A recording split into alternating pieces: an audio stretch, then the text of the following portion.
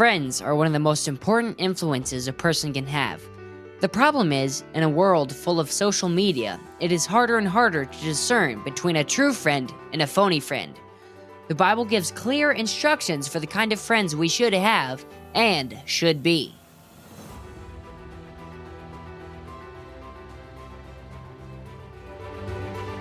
Welcome to the Young America Podcast, where we love God, we love country, and we love truth. On today's episode, we're going to be talking about friends and how they influence you in every aspect of your life. So, what would be the problem of friends? Well, the lack thereof? Yeah. Yeah, that's true. Well, I would say that in America today, especially with young people, we have a lot of problems with friends, even thinking about myself. We don't really know how to be friendly. We don't know how to have friends. And if we do have friends, they're not the right kind, I would say. And they influence us in the wrong direction.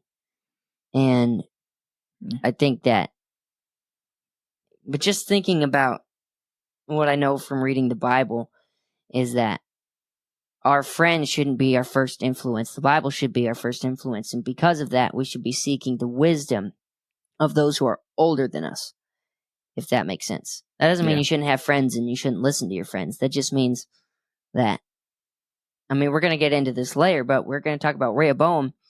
Is it Rehoboam? Yes, it is Rehoboam. It says right there on my notes. That Rehoboam, when he took over the kingdom from Solomon, he asked Solomon's older, wise advisors that Solomon had, and then he asked his friends and said, "Hey, friends, what do you think?" And his friends gave him the bad idea, and the wise older advisors gave him what he should have done. And so that's just a warning. Oh man, that reminds me of some other stuff. But anyways, that just reminds me of, who are we allowing to influence? And influence is a big thing right now. Social media influence and influencers and friends influencing, and Gen Z almost is kind of its own animal. Right. We're the ones out at the climate protests and stuff. So right. Yeah. Well, I also think that with this generation, we have the problem with just communication in general. True. Because we're always on our phones. We're always on some sort of device, whether that's, computer, iPad, iPhone. We're always on something. We're watching TV, or we're distracted by something instead of just turning everything off and talking to your family, talking to just people in general. And, oftentimes when you go into Walmart or you go to some store, the older people will be there that talk to you, if that makes sense. They're just striking up a conversation, and they're the older people, but yet they don't care. They just start talking. You're like, cool, sweet, let's talk. Yeah. Whereas it's rare if you find a young person starting a conversation with each other. It's like, sup, It's like, that's as far as it goes. That was, so, but we should actually probably make a podcast about that. The distractions of society. There you go. Title and everything. Maybe we should do that in the next episode. Anywho. Maybe we should. Another thing for another time. I have great ideas. I know, you do. Yeah. Anyways. I never admit it, but you do. I do. So anyways, friends, they are very important. And especially, it depends on what kind of friends you have. You can get in the wrong crowd, and friends they can either really hurt you or they can really help you. And really, there's no middle ground unless they're a fake friend, which they're not really your friend. So, you just gotta be wise and be careful about who you're choosing as friends. And, with that, as Christians, we are to read the Bible. And obviously, from reading the Bible, we understand what a friend is. And not all the times are friends going to tell you what you want to hear.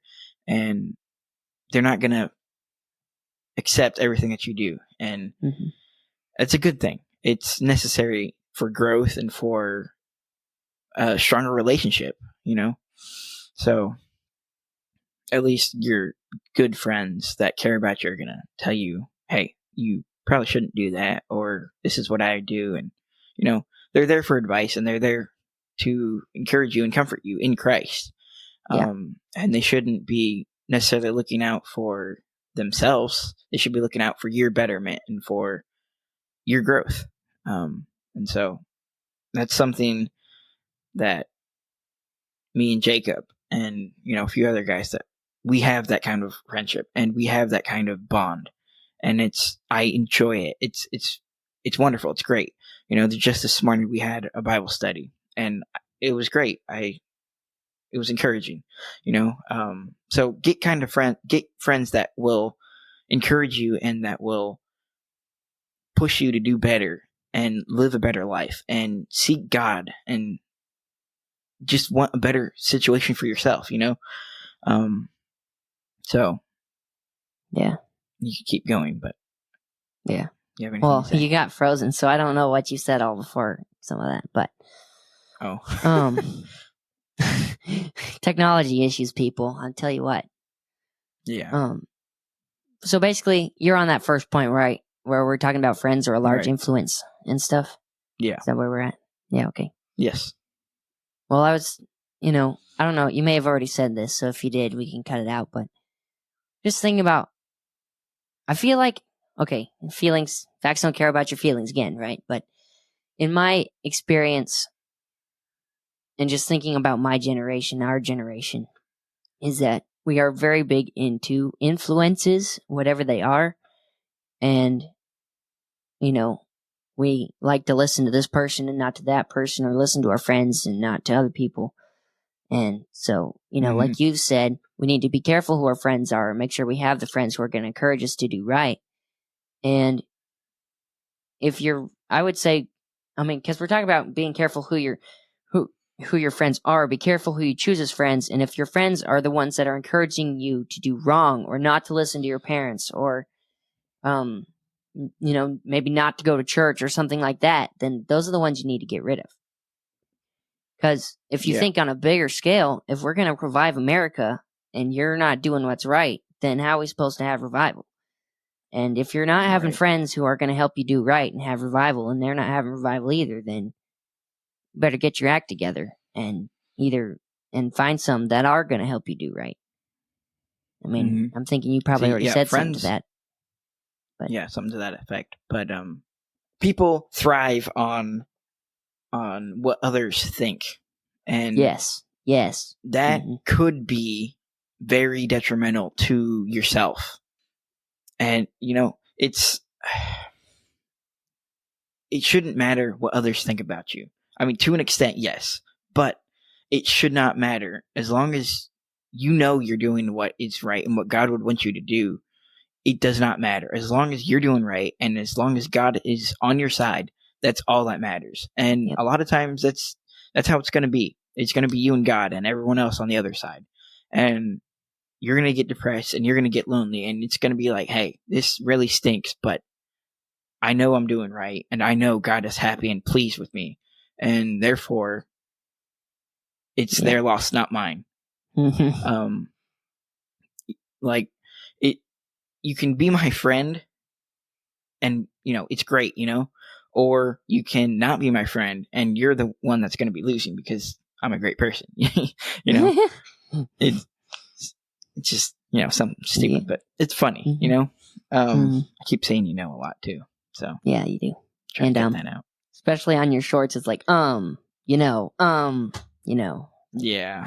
Oh well. Hey, I'm trying. I am trying. You would recognize it now, there. Which is good. Friendship right there. Yep. I'm a brutal friend. bonding people. This is very important. Anyways, this might be completely random, but I do have a quote from Muhammad Ali, actually. So I'm going to read it. Friendship is a priceless gift that cannot be bought nor sold, but its value is far greater than a mountain made of gold. For gold is cold and lifeless, it can neither see nor hear, and in a time of trouble it is powerless to cheer. Gold has no ears to listen, no heart to understand. It cannot give you comfort or reach out a helping hand. So when you ask God for a gift, be thankful if he sends not diamonds, pearls, and riches, but the love of a real true friend. You see, friends are very rare. when I saw that quote, it really struck out to me. It's like, wow, that is good right there. You know, it's not about what you can get or, you know, gold or wealth, like he was saying. It's simply about the true friend that actually cares about you. And those are very, very rare to find. Right. Just like you said, like diamonds are rare, but friends are so rare. Good ones, anyways. So you can even talk about the prodigal son in the New Testament, where he asks his father to give him all of his money, and he goes and he spends it riotously. I keep saying thinking. I'm working on it, people. But their friends come by and they all party it up, and then after he has no money, everyone's gone. He has nowhere to go to. He has no help. He has nothing. And then he goes to the slums. He goes to the pig farm, and he's like, "Hey, can I feed your pigs?" And the guy's like, "Sure." And so dude's going out and he's feeding pigs. And then he actually has time to think because he's not distracted by all the other junk that he was distracted by. He's not drunk and high and he's come all that to stuff. He's come to reality and realization that, hey, I messed up big time and I need help. And he's come to his senses and he's like, hey, what can I do to make this better? And, you know, all of his friends are gone. They don't care about him. They just wanted to party up and be happy. Okay. But he's by himself and he's like, hey, I need to get myself in a better place. And so he goes back to his father and he's like, I need help. And his father embraces him and he, you know, he takes care of him and he loves him. And it's a great picture of our Heavenly Father and how he cares and loves for us. Even though sometimes we will mess up and, you know, it's destined to happen. We do mess up and we do fall. But as long as we realize that we failed and we ask God for help, he's going to give it to us. So there's that. But it's good. I think it's just a great quote. Yeah, you're right. And it kind of reminds me, it's a little bit of a tangent, so maybe we'll cut it out. I don't know. But, because you're talking about riches, right? And how friendship is better than riches. And it reminds me of how we were talking about success of fathers and 2 episodes ago and manhood. Yeah. And how, you know, it's more important to have your family than to have riches. That's true success, is your relationships. Yes. So we could say, you know, bringing these two together is your success is not measured by how much money you have or your gold or your diamonds. It's by your relationships, your success with your relationship with God, with your wife, with your kids, with your friends. You know, those are the things that are going to last and that's going to matter and have an impact on the world. Your money goes away. Because, you know, at the end of the day, we're all going to die and you can't take your money with you, but you can take a soul with you. You can influence someone to accept Christ as Savior. And it's not about living right and doing good, and that's not how you get to heaven. It's simply by asking God for forgiveness and then relying on him for that salvation, because he is the only way to get to heaven. It's not by works, it's not by riches, it's not by anything that you can do. So there's that little, you know, bit of information for you. But where was I going with this?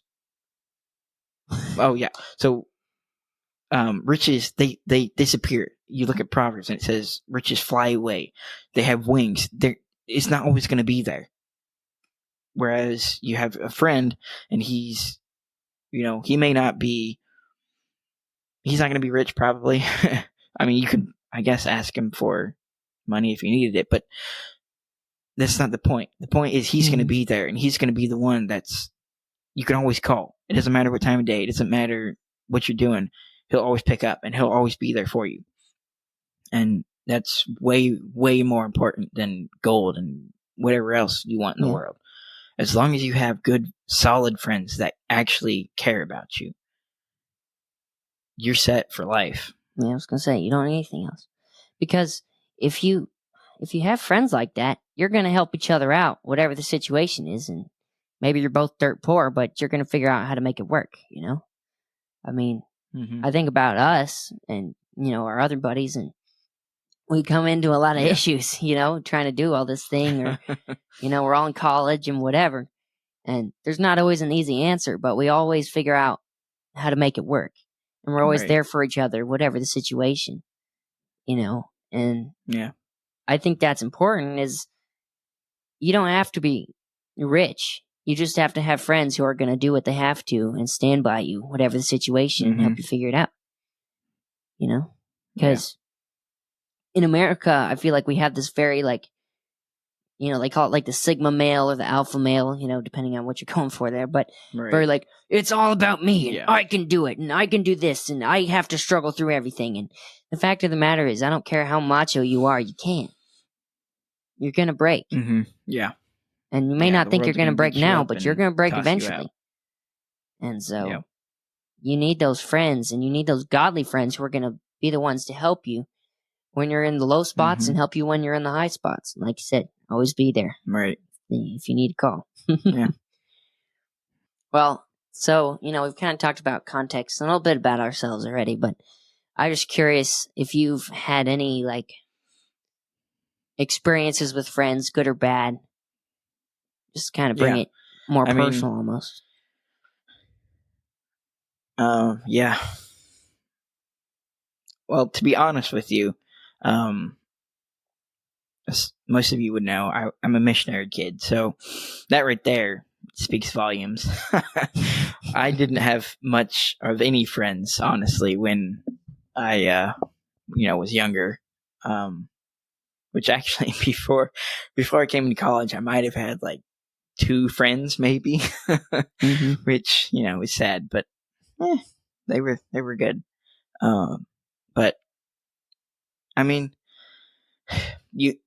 there's people that, because you go around to all these churches and you don't ever really get to know anybody. I was gonna say people are friendly, you're but there that's for a about as far as while. it goes.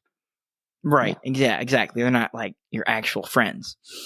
So that was, it was great to see all these people, and you'd come back and visit them every once in a while. But they never were your friends, and they never. I don't know. There was just never that connection. But anyways, I did have one friend. His name was actually speak English. His name was Joe, actually. So that was exciting. We both had the same name, right? But we were pretty good friends. Now, we're still friends, but we don't talk as much. We don't, there's not much there, which I guess that's kind of both of our speak, man. It's both of our faults and both of our problems. We haven't really reached out to each other, which whatever. But honestly, there hasn't really been much. As far as friends go. The other one was a missionary kid that we met probably 5 years ago now, which is ridiculous. It seems like it was just yesterday, but man, time flies. But we've been really good friends for those few years. We've talked to each other and stuff, so that's encouraging. But before I came to college, I really didn't have any friends, just because we were on the field, and I'm not around really to make any friends, if that makes sense. Right. Yeah. But after I came to college, though, I'd like to think I made some pretty good friends there, and they have always been there for me, and they've always been an encouragement to me, and I really do appreciate that from every one of them. But yeah, that's basically Your my experience. end of the stick. Yeah. Well, for me, I'm a quiet homeschooled nerd, so I've never had a lot of friends, and I still don't. You know what I mean? Yeah. And I have people that I'm friendly with, and I'll go hang out with, if that makes sense. Right. But what I would consider true friends, I've never had a lot. And what's weird is there's seasons almost. So when I was in middle school, I had these 2 guys that we'd go over to each other's house all the time, and we were best buds. And then the older we got, we just kind of went our separate ways. It wasn't because we were mad. It's just, he was doing his thing and I was doing Life mine. happens. And that happens. And that's not the end of the world. It's not like we hate each other. I could probably text them both right now and they'd be like, hey, what's up, dude? But we're just not tight. And then like my junior, senior years of high school, I hung out with people. It's not like I didn't have a social life, but I didn't really have anybody that was close. No one I would have over to my house, if that makes sense. You know what I mean? It was just kind of like me floating. And I've always had this weird experience where I don't know if you people listening have ever been in this situation, but like if say you're working, like I've worked at the Bill Irish Ranch a lot, or, or looking in your youth group or whatever the situation is, right? And there's all the different groups, there's like the nerdy group and the homeschool group and the public school kids and, all the different like stereotypes, right? And they all kind of flock together. Well, I've always had the weird experience of being able to fit and hang out in each group and not be considered weird. Yeah. You know what I mean? And so, but I think for the people who are in that situation, you don't form a close friendship with any of them because you kind of relate to all of them. And there's not that makes sense. like one person or a group of people that's like your tribe, you just float around and whatever. So then, like when I got to college, that's when I formed friends like I've never had before, friends that we can have Bible study with, friends we can pray with, friends we can, build businesses with. Those kind of friends. I've never had that kind of friends before. And it's kind of exciting. It's like, wow. And, for me, I don't need a lot of friends. I've got all I got right. I'm happy where I'm at, If you don't need 20 friends who you're only on a texting basis with. What you need is 2 or 3 where you can call them whenever you want and they're going to answer. That's the kind of friends you want, is the ones that are there. Right. Yeah. Go ahead. Yeah. Well, you see, that's oftentimes, how people work, especially kids, like elementary kids or whatever, high school, and everyone's, I have this many friends. I have blah, blah, blah. It's like, okay, are they really your friends? They're just your friends because you hang out with them every day at school because you have to, It's, you don't hang out because you want to, in a sense. You're just there and they're there and, well, we're friends now. So and people base each other off of how many friends you have. Even as adults, they're like, I have this many friends, blah, blah, blah. It's like, okay, if you're, if you have a flat tire and you call one of them, are they going to rush out and help you? Probably not. Friendship should be based on how much you help each other, not what your status is or what you can get from each other, or get from each other by using them. That's not how friendship works. Friendship should be based on how we can help each other grow. That's what it should be based on. And there's not a lot of people out there like that. So if you have a small friend group, you're in good company because... Yeah, I was going to say, don't worry about it. It's okay. Right, because they're hard to find. And you don't need a ton of friends. You don't need a ton of fake people around you. Get rid of them, actually. They're no good for you. If they're just... Sure, you can be friendly, but don't invite them into your life and expect good things to happen, I guess is what I'm trying to say. Yeah. Well, be careful, is what you're saying. Pick your friends wisely. Yeah. Yeah. Yeah. Just with all those extra words. Yeah. It's a podcast. Hey, come on. Yeah. Yeah. And, a lot of where our, I guess you could say, philosophy comes from as far as friends go, comes from the Bible. Because that's what we base our lives off of. And the first thing that I have written down here on the outline is what I already talked about a little bit already, talking about Rehoboam. I put down the whole passage. I don't think I'm going to read it because it's a lot. But essentially what happens is Solomon dies, who is the king before Rehoboam. And Rehoboam, who's Solomon's son, takes over.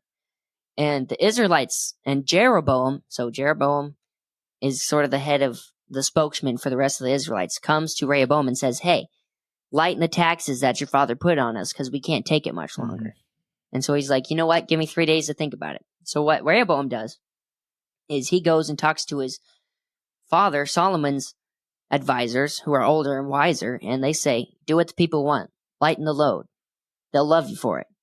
And then he goes to his friends, and they say, no, make it like 10, way, way harder. Let me see if I can find that verse and see exactly what they say. Well, here, let me go. Here we go. Verse 6, and King Rehoboam consulted with the old men that stood before Solomon his father while he yet lived, and said, how do ye advise that I may answer this people? And they spake unto him, saying, if thou wilt be a servant unto this people this day, and wilt serve them, and answer them, and speak good words to them, then they will be thy servants forever.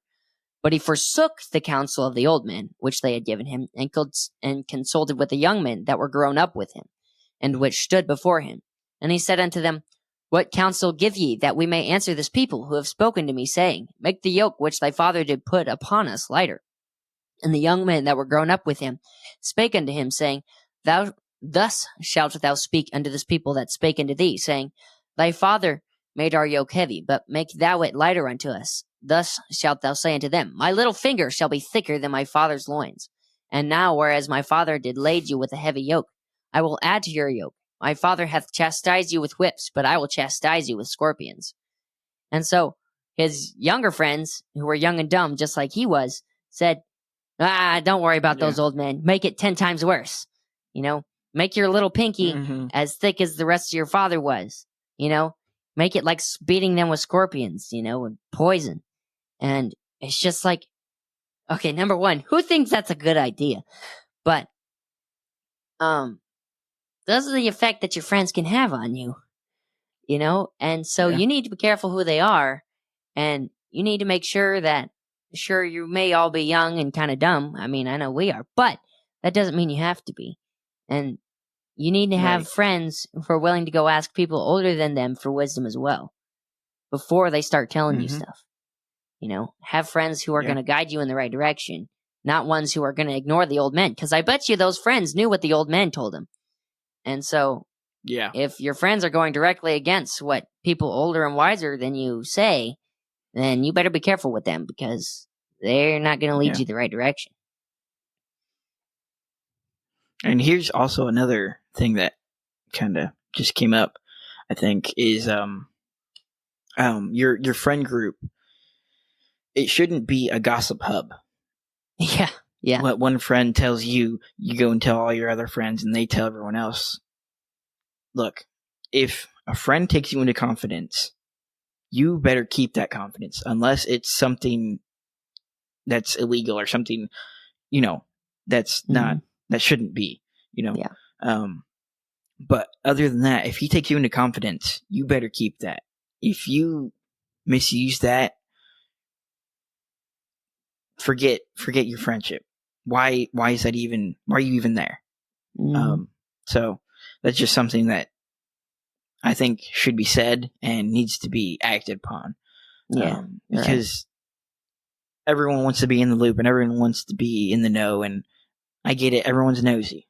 Okay, well, keep that information to yourself, because he has trusted you with that information, and he wants you to keep it where no one else can hear it. And if you can keep that, then he'll know that you're a good friend, and he'll know that, hey, I can keep this guy around, and we can actually have a good relationship and a good friendship together. And but I cannot stand people that will straight up lie to your face and say, oh yeah, I'll do this, and then 2 seconds later, right behind your back, like, oh, you know what I heard? It's like, dude, shut up. Quit being a turd. The dude has trusted you. Now give him some respect and listen to what he has to say, or just respect the guy. It's a two-way All street. you got to do is shut your mouth. I know sometimes it's difficult, and sometimes it can be juicy, but it's not your information to tell. Yep. So it's just a random rant, but Yeah. I think it's necessary. Yeah, I think you're right. Especially with all the technology we have now, it can spread it's so like easy. wildfire. It's scary. Oh, man. But yeah. Anywho. Yeah. Another thing, this is one that I haven't written down here, but there's a story. I probably should have looked it up before this, but I didn't because I forgot about it when I was making the outline. But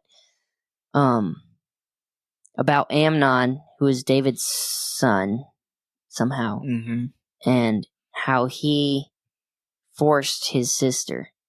And the reason that he did it is because of His friend. He did wrong because of the impact and the advice going off of Rehoboam again that his friend gave him. And I don't know what possessed his friend to give him that information or tell him to go do that. But be careful who your friends are because they're going to influence you to do things that could potentially change your whole life for better or for worse. And in that case, it was definitely for worse. And yeah, I mean, that's all I can say there. But. Hold on. It's in 2 Samuel chapter 13, in verse 3. But Amnon had a friend whose name was Jonadab. Aha. Mm-hmm. Okay. That's it's a good passage right there. Mm-hmm. So Amnon, I think he did want to do right, and he did want to do it the right way. But he asked his friend, Jonadab, who wasn't the best friend, wasn't a good guy at all. It says actually. He's a very subtle man later on Yeah. in the passage, I think. So Jonadab influenced Amnon to force his sister. And you look at that and you're like, why in the world would he listen to someone like that? Well, because Amnon thought that Jonadab was a good friend and he was close enough to each other that, like, hey, this is a good idea. Why not? And that just. If you have a question about whether something's right or not, and your friend is like, number one, if you have a question, you probably shouldn't do it. And then if you have a friend like, oh yeah, sure, do whatever you want. That's not the right kind of friend. You want a friend who's going to be like, well, let's think about this for a minute, and be wise about it. Proverbs 17:17, a friend loveth at all times, and a brother is born for adversity.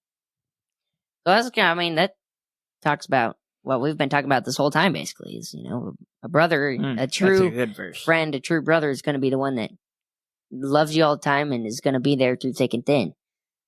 That's what we've talked about. Can you read that again? Yeah. A friend loveth at all times, and a brother is born for adversity. Okay, yeah. Yeah. So a friend, he's going to be there. But if, you have a brother or you have a friend that's technically your brother, he's going to be there even more so. He's blood. He's related to you in a sense, And see, I have an older brother and I have a younger brother. And the three of us we are amazing together. It's just I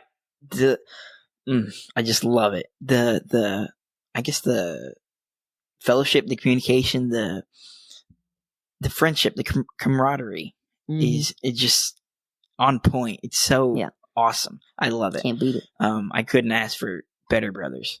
But it's just what that verse says. Friends, they're good and they're great, and I do consider some of my friends as brothers, but your actual brothers are there for you, and they will always be there for you. And it just, I love it because that verse is just, it's so true. But I don't know, not everyone has actual blood brothers. I don't have any brothers. But I think that's where the parallel can be drawn, is that a true friend can become like a brother, when it comes to adversity. And that's when you're going to prove whether your friend is really a friend or not, is when you're going through a hard time or they're going through a hard time. Well, it's when you treat each other as a brother, That's where it's at. You get to that state where like, hey, you're my brother. I'm going to take care of you, whatever it takes. You know, it doesn't matter. You may not actually be my brother, but you're my brother because I say so, you know? Yeah. It's just that, hey, I got you. You got me. This is how we roll. Yeah. And that's kind of, that's a little really bit of a tangent. good verse. Yeah. Yeah. A little bit of a tangent here, but go ahead. You know, going with that, when you think about those kind of friends, the friends that can become like your brother, and you're going to stick with them through thick and thin, that's a decision, not a feeling. You know? Right. Oh, yeah. Because you're not always going to feel like being there. Yeah. Right. Well, that's true with anything. You have to choose whether you want to do it or not. It doesn't matter about your feelings. Your feelings change every stinking second, you know? Yeah. I mean, I would say that your feelings will, like, you have to do right and your feelings will follow. You can't follow your feelings and then do right afterwards because that's never going to work. So in this case, you know, deciding to, I mean, this even applies to marriage, talking about what we talked about in our last episode ago, whatever it was. Yeah. It's a decision to love the person and to stick by that person. It doesn't matter how you feel on a certain day. You do right. Right. And do what God wants, and your feelings will follow. I think that's what it boils down to. Pretty much. You have to choose to do right, and you have to choose that person to actually care about. Whether that's a friend, a brother, a wife, a girlfriend, whatever it is, you have to choose. And feelings don't matter, essentially. Yep. I mean, nice when they match, but not always. Yeah. A lot of times they're not accurate. Oh, yeah. That's why I had to do right first. Yep. Because God's word doesn't change. You do, so. Anyways. And then this next verse, let's see. Well, yeah, we could read this one.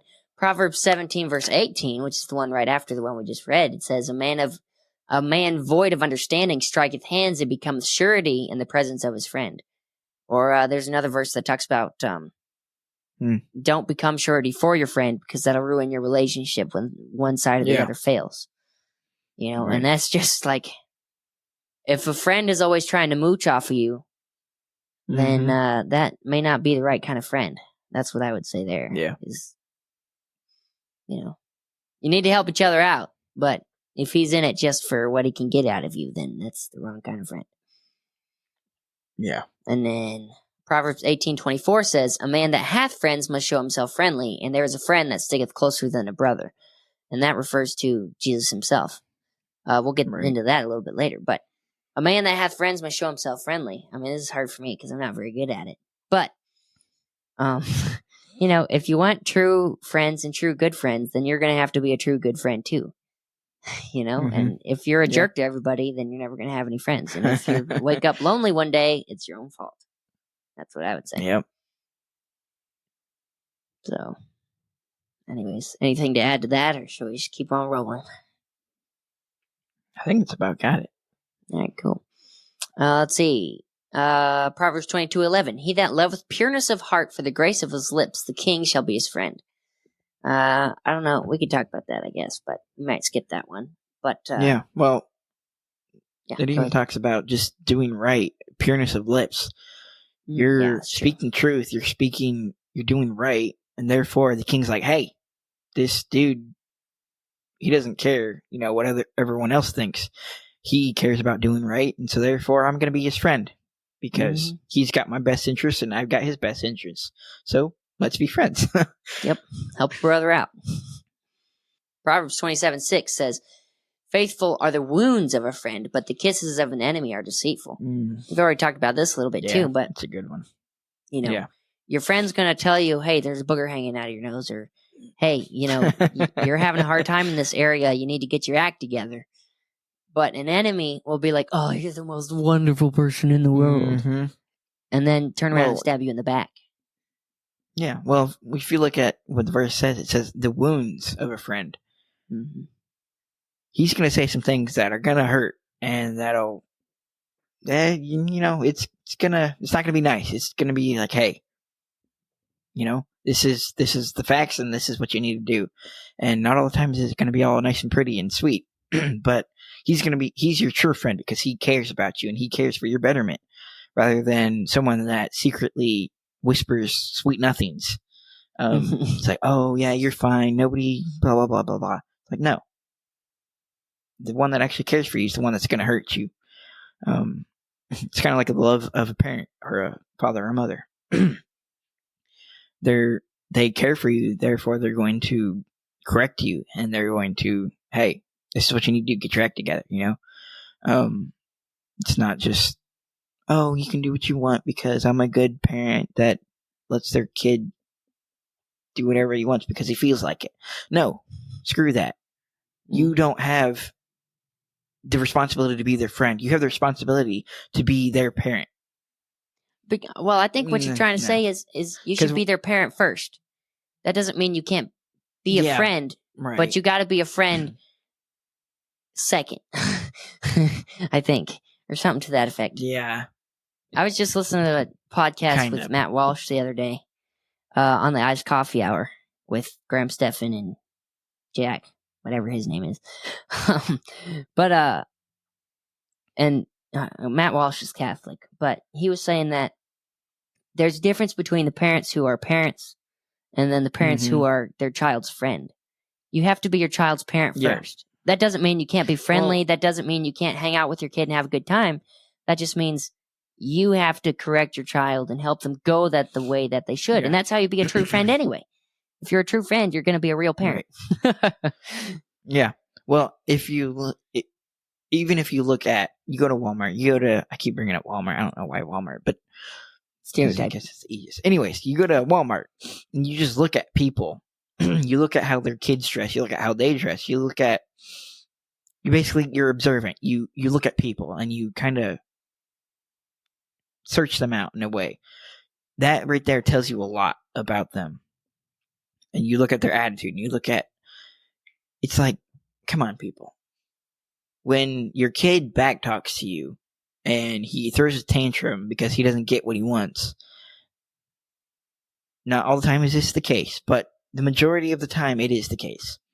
You are failing as a parent because when your kids should know that when you say something, you mean it.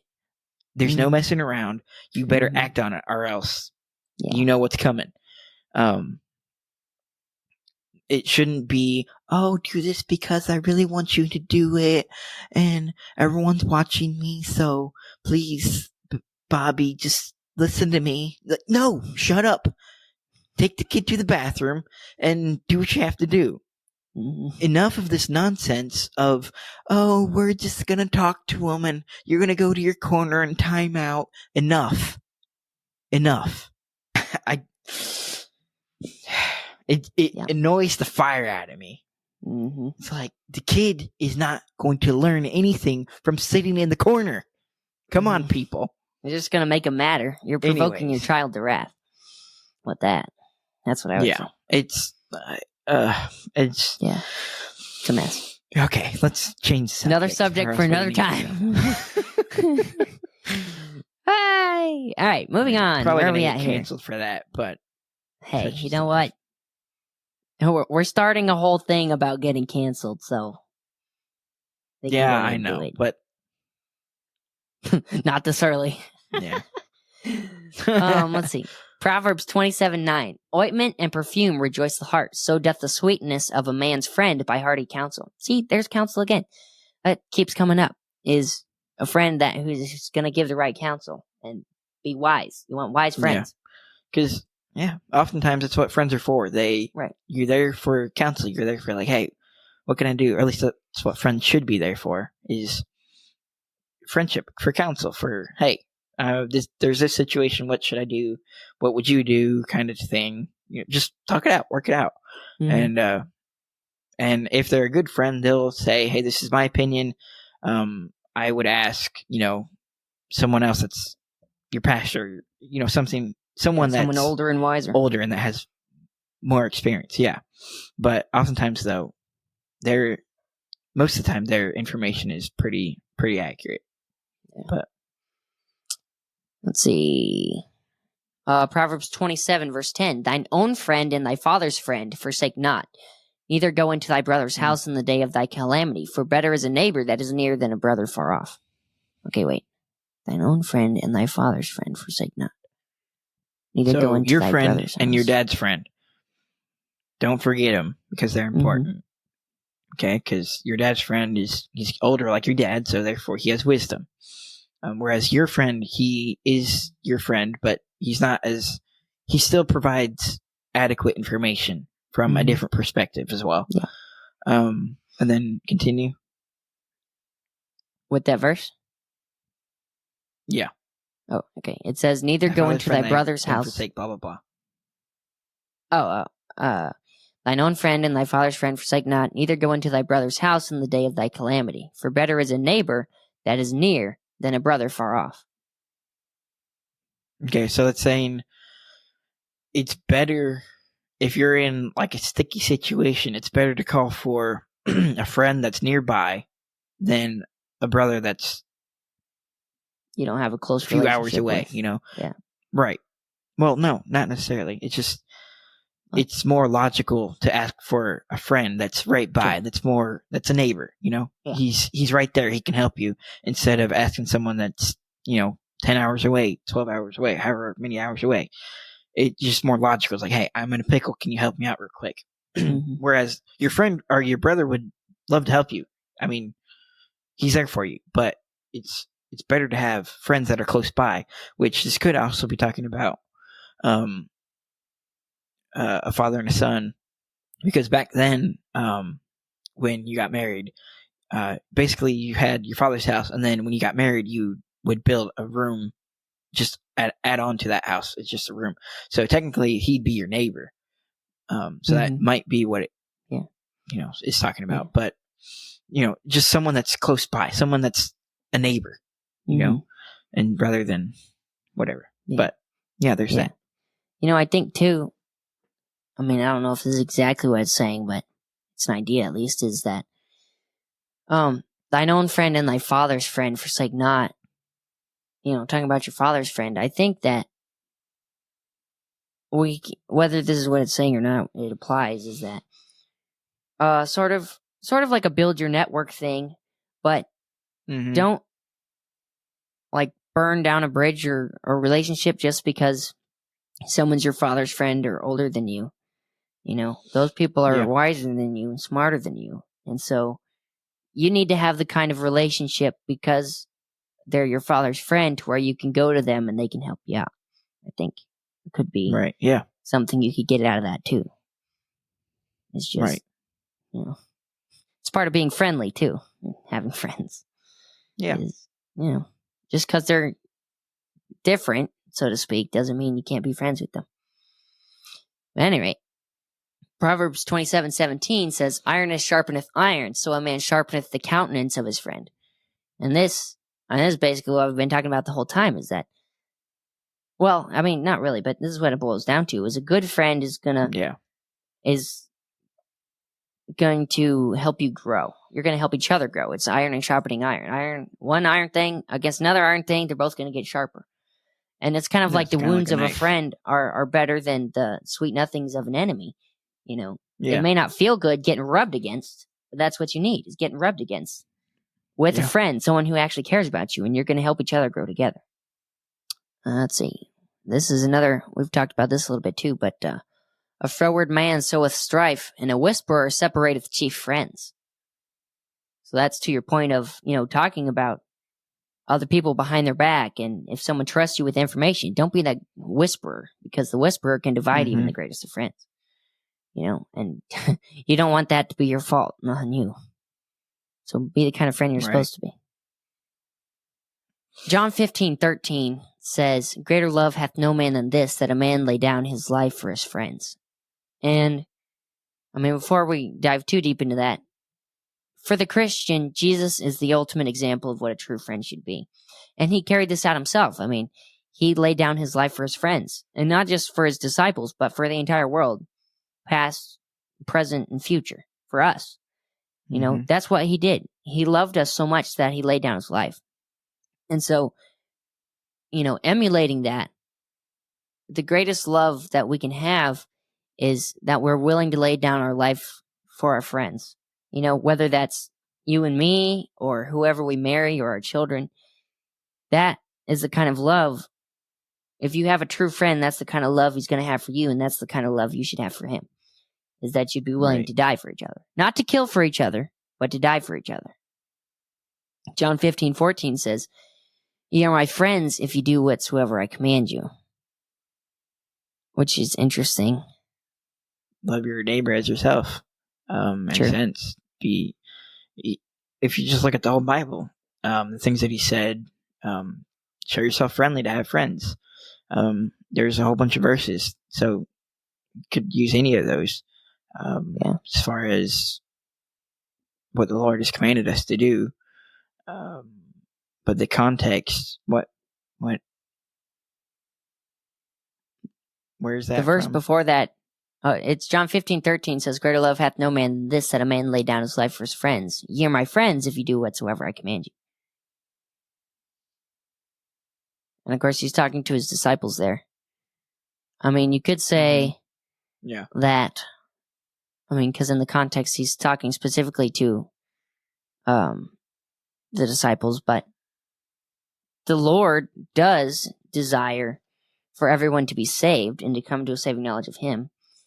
And whether or not you could define that as a commandment necessarily, it doesn't say thou shalt be saved necessarily. Like it says thou shalt not murder. But his command to us is to go share that news of the gospel with others. And, if we're doing what's right, then that's what we're going to do. And we're going to be showing the love that he showed us to others, because we don't want to see others perish. Right. Even the next verse after that, let's see what that says. "Henceforth I call you not servants, for the servant knoweth not what his Lord doeth, but I have called you friends. For all things that I have heard of my Father I have made known unto you." That is an interesting thing, is that the Lord was open with these people. He trusted them. And just on a practical level, there's other things we can say here that we probably will, but the true friends you should be able to trust with things, if that makes sense. Because, he, for sure. He said, "All things that I've heard of my Father I've made known unto you." That's a lot of stuff. That's a lot of information, And so if you have true friends, you should be able to tell them things and be able to trust them with it. Yeah, I agree. Let's see. And then Matthew 11:19 says, "The Son of Man came eating and drinking, and they say, Behold, a man gluttonous and a winebibber, a friend of publicans and sinners. But wisdom is justified of her children." I would say there, it's talking about how Jesus had the option to hang out with the Pharisees and the uppity-ups, but instead he chose to hang out with the sinners.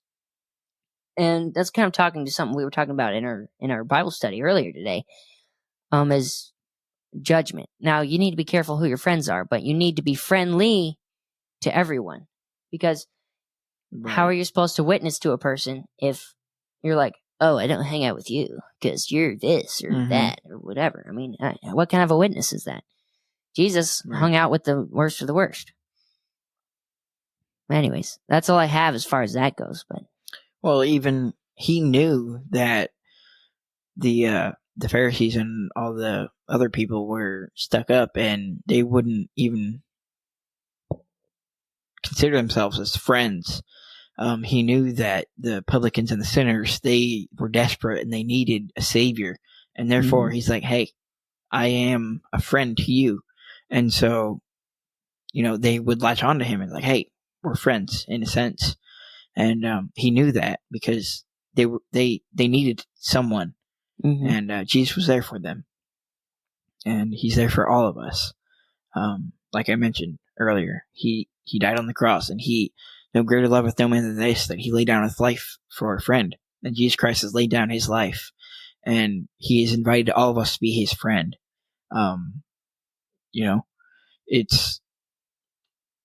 It speaks for itself. The Lord himself is a friend, and we can always go to him. He is the ultimate example, especially for Christians, for for everybody, really. Unbelievers. Yeah, and it's I guess it's kind of like a progress, which is true for a friendship.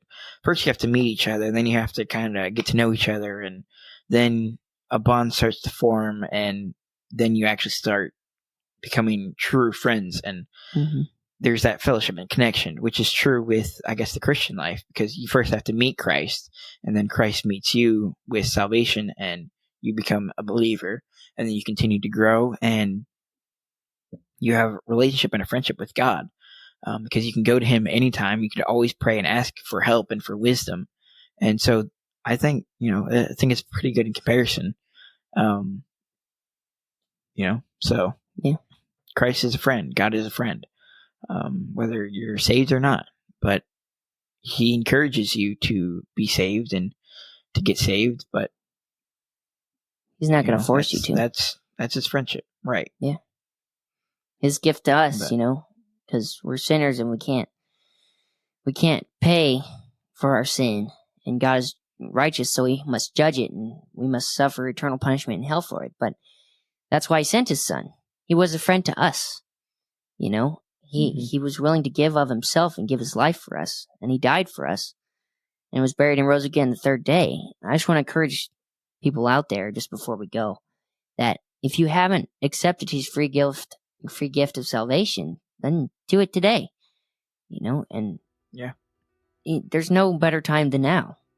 Now is the time. Today is the day of salvation, and accept God's gift. Become God's friend. Let Him become your friend, and He's going to lead you in the way you should go, and show you the friends that you're supposed to have, and help build our country back together. And that's what we want to see. We want to see a lot of things, but see people saved, have revival, see our country built back together. Probably before we go, we should tell people about 5 Minute Fridays real quick. As of the Friday, so this episode will hopefully release either Wednesday or Thursday of this week. Today is the 10th. But then this Friday coming, which is the 12th, our first 5 Minute Friday will come out. And that's just a quick hit on a hot topic or a little encouragement from the Bible for you. Just to be real quick and hopefully be an encouragement or entertaining. And we hope you enjoy those. And we'll see people later.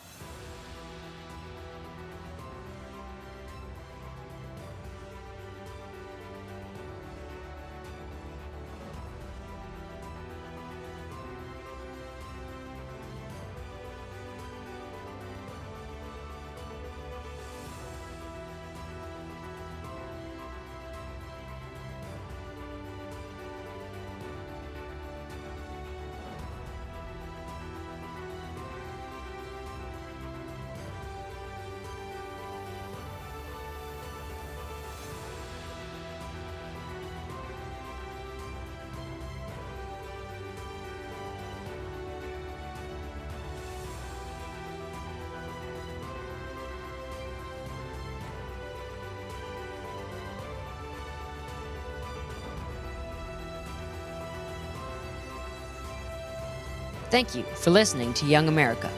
If you enjoyed the show, please consider sharing it with a friend. And if you want to see more content from us, please check the links in the description below and consider supporting the show. God bless America.